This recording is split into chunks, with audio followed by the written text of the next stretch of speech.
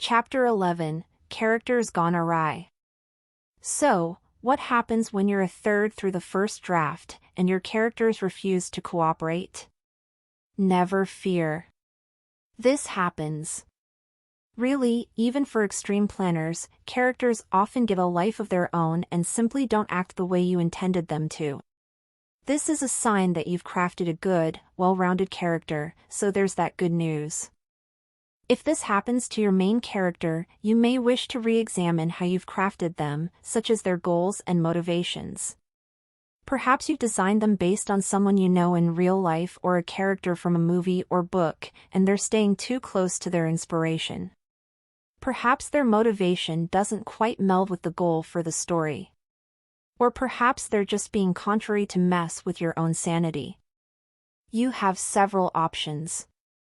You can modify the character and hope they comply with their new parameters, unlikely.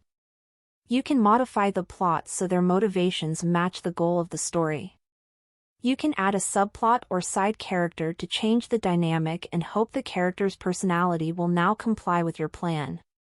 Sometimes you can do a combination of all these things.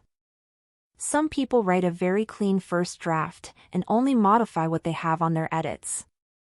Some cut entire scenes. Some move scenes around like index cards on a table. Editing tools like Scrivener is helpful with this.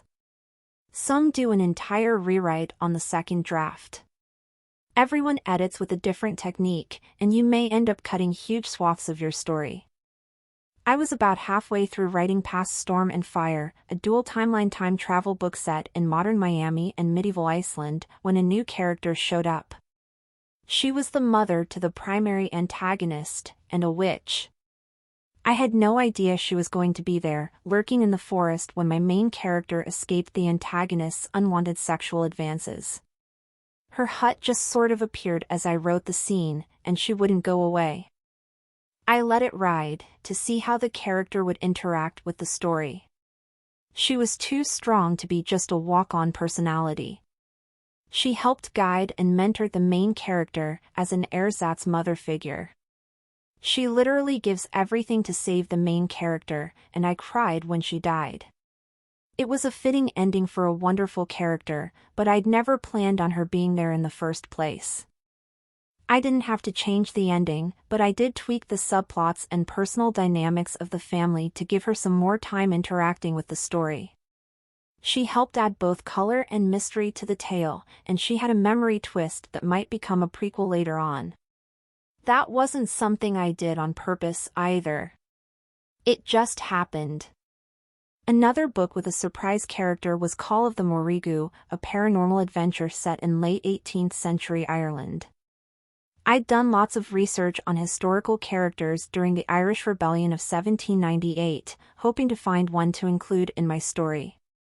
However, none of the personalities on record spoke to me, so I created one, a hedge witch who believed in the Morrigan, and that belief lent the goddess earthly power.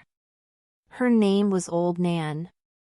I have a fascination with the old wise woman trope.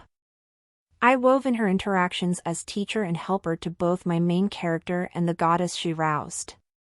She also got to slap around some uppity young men, which was eminently satisfying. If your character is going off-plan, it might be a flaw in your plan, and you can adjust as necessary. One reason why I use an Excel worksheet to hold my scene list is that it's very easy to cut/paste scenes in different places if I need to move things around, such as when adding a subplot or side character on the fly. It also allows me to see where I can add those subplot details in a roughly even manner through the rest of the book.